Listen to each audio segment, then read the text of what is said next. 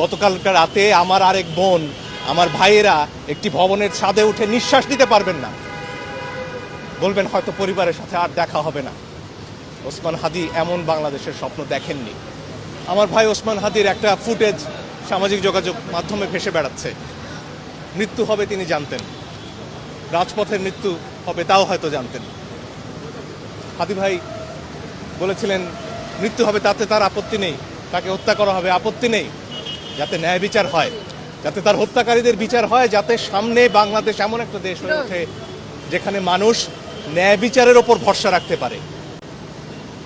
ওসমান হাদি তার জীবনের শেষ দিনগুলোতে মানুষের কাছে দাঁড়ে দাঁড়ে যাচ্ছিলেন ভোটের জন্য।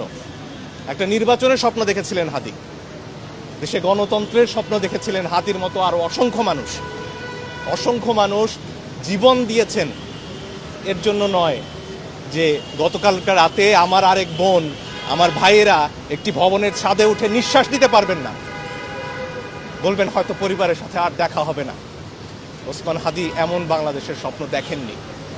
তাই ন্যায় বিচার নিশ্চিত করতে হবে, সরকারকে অবশ্যই দায়িত্ব নিতে হবে, প্রত্যেকটা প্রাণের নিরাপত্তা দিতে হবে, এর কোনো বিকল্প নেই। এবং আমাদের সবাইকে, বিশেষ করে গণমাধ্যম কর্মীদের সামনে আসতে হবে।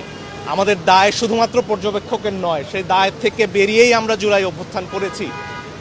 এবং এরপরেও যখন যেখানে মানুষকে হত্যার আয়োজন করা হবে ক্ষুদ্র স্বার্থসিদ্ধির জন্য, সেখানে আমাদেরকে শুধু পর্যবেক্ষকের ভূমিকায় নয়, আমাদেরকেও রুখে দাঁড়াতে হবে।